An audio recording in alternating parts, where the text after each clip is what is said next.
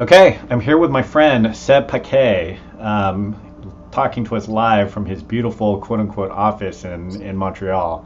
And Seb, I wanted to talk to you a little bit about this project, this little experiment that you did called Project Kitchen. Can you tell me a little bit about what Project Kitchen was and why you started it?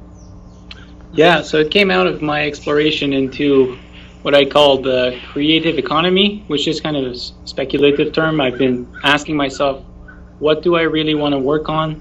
I The way the economy works is mostly you get into arrangements with other people for mutual benefit, but the externalities are not really taken into account. So what the effect is on the wider world is not really part of the picture.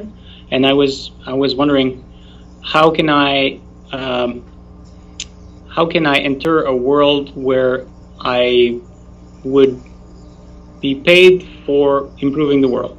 Basically, that's where it started from. And then I thought there are probably many other people trying to do that. I've been kind of on and off hunting down those people, and um, I realized that these people, most of the time, people who have these kinds of concerns are kind of lonely visionary types. Um, some of them are entrepreneurial, but they're kind of the lone wolf type. And the idea was that maybe we can support each other better. So that's how I came up with the idea of getting together, maybe selecting some people who showed promise in terms of not only having original creative ideas on their own, but being interested in other people's ideas and able to creatively bounce ideas off of each other. Got it. So it wasn't just. It sounds like that creative aspect is actually really important because there are people who are trying to do good in the world and who are trying to get paid, but who are not necessarily lone wolves. Yes, yes, definitely. So I'm there's a lot of things that are being tried in the social benefit space, Mhm. and maybe I'm a bit of a radical, but I think that the kinds of changes we need are going to come from left field. Uh, we are going to need very innovative and creative approaches to get ourselves out of the wicked problems that we're in, and those are kind of my target group, people who are thinking outside the box and hence have the problems with connection and being understood that usually come with that. Got it. Got it. Okay. So what was Project Kitchen? So the Project Kitchen was basically a group recipe or a protocol, a formula for getting people who are different and each working on their own project together in a space of cooperation, trust, and um, comfort in showing each other what our process is. Uh, Very often, gatherings or any kind of social uh, event or gathering, uh, people will be kind of wary of showing what's happening behind the scenes, especially the doubt and the messy creative process. And I was hoping that we could create a space where these things could be shown to each other, because that's where the actual action happens. That's where the new things come from. So you were trying to give people a space to be able to show whatever it was that they were working on to other people. Yes, exactly. So show what you're working on, what you're thinking about, what your struggles are, and what are the key questions that you're asking yourself. Would you like me to describe the choreography? Yeah, absolutely. Okay. So the way I set it up for this test, so it was kind of an experiment because I didn't quite know what it would give. Um, was that I would be the facilitator. I invited five other people, so there were six of us, um, and we would meet for 4 weeks in a row at the regular time for 90 minutes each time. And those 90 minutes were divided into 3 sections of 30 minutes. Each block of 30 minutes was one person getting under the spotlight and basically exposing their process to the others and gaining the benefit of discussion and listening and questioning by the others.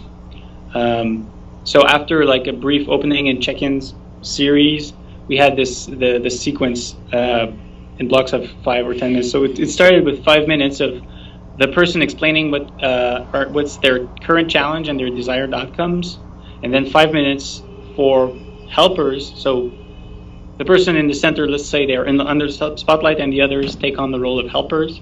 Helpers ask the questions to help frame the challenge and make it clear, and then the original asker reformulates in the light of those discussions what they would like the group to help them. And then for 10 minutes, the asker actually listens, stays quiet, doesn't intervene in the conversation, and all the helpers discuss together the question that has been asked. After that, there's 5 minutes for the person to synthesize what they're learning and explain it to the group, and state what their next action is. And then we move on to the next person. That's basically how it went each week. So if I could just repeat that back to you. So everyone basically gets 30 minutes. So you do 3 people. And just to be clear, this is online. This is not in person, correct? Yes, definitely. That's an important element. Okay. Though you could do it face to face. You could do the same process face to face if you wanted. Yes. So you time bounded it 30 minutes. The first part of it is basically it's presentation. It's getting practice actually talking about what it is that you're doing, right? Exactly. The second piece of it, which I think is really interesting, is listening. It's getting feedback essentially, but you're not allowed to talk. You're only allowed to listen if you're the presenter in that case. And then the third thing that you're doing is you're resynthesizing basically what you've heard and what you've learned from that whole process. Exactly. Cool. And so I want to ask you a little bit about that middle piece. Why do you think it was important not to have the person be able to respond? I think it's important because typically, if you don't do that, you're going to get into a kind of you have a high risk of getting into a kind of debate or back and forth dynamic that is reactive and brings back the original asker's frame of mind, and so their original framing is going to come back, and their original ideas are going to come back. So if they happen to be stuck, which is like often what happens in creative process, and this is what you need help with, you need an injection of ideas that come from outside your brain, or from a different part of your brain. So this is a kind of way of having an outboard brain, like a 5-person brain that is very different from yours, yet connects to it and can inject new ideas. That was my reasoning, at least. And the other thing I want to ask about that whole process is 30 minutes is not a lot of time. What was the kind of thinking behind allocating 30? Yeah, well, the idea was that people have limited time to devote to this kind of thing. It was an experiment, so we didn't I wasn't going to ask for people to sit 3 hours in front of a computer, to commit to sitting 3 hours in front of a computer for 4 weeks straight. So there was that limit, limiting the risk. And the other thing is that I wanted every project to get sufficient attention. So we could have done like 90 minutes on a single project, but of course, like every person would only have had a single turn at the bat. So I wanted to have repetition there. So there's a trade-off, obviously. Seemed to work pretty well, but it did have the disadvantage of not letting us go into very great depth. So I want to hear more about how it all turned out, but before we get into that, I just want to ask who participated in this whole process? Like what kind of people? Yeah, so I had people. Well, like I said already, I was kind of targeting people I thought were very talented, had already at least one accomplishment under their belt, and vision. People who clearly had something they were trying to manifest that they could maybe not explain fully and completely, but that was their kind of driving ideal vision that they were trying to bring into the world. So some of them are entrepreneurs, others are kind of more on the artist side, but I would generally say like visionary social entrepreneurs would describe them. So people with vision and a track record as well. Yes. Okay. And I interrupted you. What were you going to say? Well, I was about to enumerate the kinds of projects we had. Like I won't like go into detail, but we had a project relating to virtual currencies, another relating to creative tools, creative deck of cards for unleashing creativity, a project having to do with the measurement of social good, these kinds of things. Cool. And how geographically dispersed were your participants? Very dispersed. We had people from Australia, Oregon, France, and the US and Canada. Wow. So quite wide, yeah. And did these people know each other before this pilot? I think a couple of them knew each other, kind of, but hadn't really gotten that close. I had, like, prior to testing the kitchen, I spent a number of weeks spending time with 4 of the participants, which was a kind of preliminary step, and then we added two more participants to get to 6. Got it. Okay. So how did the whole thing go? It went surprisingly well. I asked for feedback. Well, along the way, I watched how it went. Subjectively, the experience for me was it was kind of exciting to be able to do this kind of mind meld with really talented people. And it was I had been facilitating in live, but I hadn't done online facilitation really prior to that. So I was kind of testing my ability to do that, to time things, and to use nonverbal language and cues and all that kind of stuff. It went pretty well. We were able to the timetable, the chronology was aggressive. Sorry about that. There's something very loud happening outside. Yeah. So we were able to stick to time. That was that was great. The most important thing was that there was an atmosphere of trust. 1 second.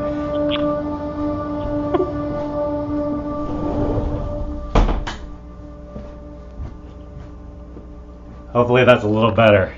We interrupt this video to have Eugene close his window. Yeah. Okay, it's better. Yeah. Sorry. Go ahead. What was I saying? Yeah. So I was pleased. Subjectively, I was pleased with the way it went. People seemed to have fun. It was productive at the same time. We managed to respect the schedule, finish on time, and at the same time, it didn't feel like military or prescriptive. Like people seemed to be liberated by the frame rather than constrained by it. And we were quick enough to get into like creative jam mode, even given like that small amount of warming up time, which I attribute largely to the fact that people had a kind of common spirit or something like that.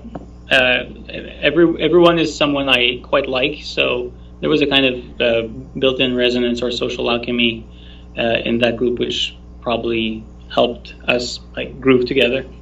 I asked for feedback at the end of the session, and people said a number of things. They said that they had learned many things even just from watching, because once out of two, so one of two out of two sessions, you're not in the spotlight. So you participate in discussions, but your project is not under the spotlight. But people learn from that, and they actually appreciated to only have their turn every 2 weeks. The idea of letting others speak was something that people found very useful. The I got some flattering comments about my moderation, which I was kind of happy with.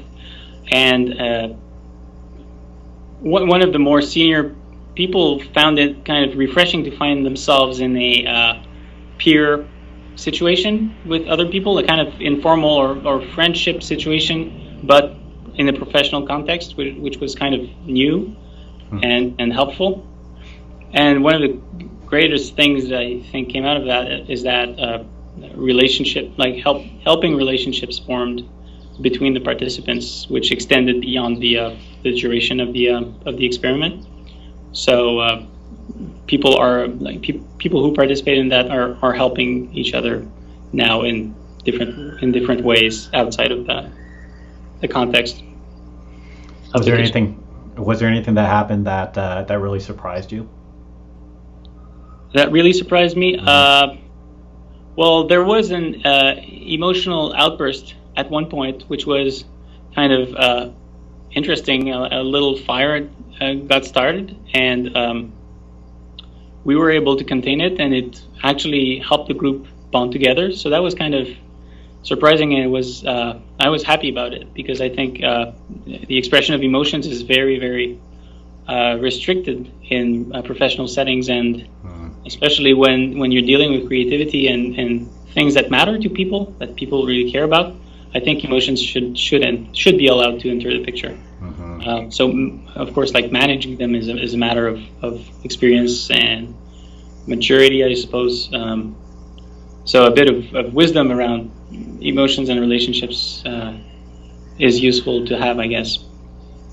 Yeah, and I think, I've been on this whole theme around practice, and I think what's interesting about what you did and what you just said, like, obviously in your design you talked about the practice of listening, the practice of synthesis, the practice of presentation or story, but out of that little emotional outburst, I think one of the things we often don't think about is the practice of just being able to be emotional in a conversation, but in a constructive way, not in a destructive way. And so it sounds like your participants got an opportunity to practice that as well.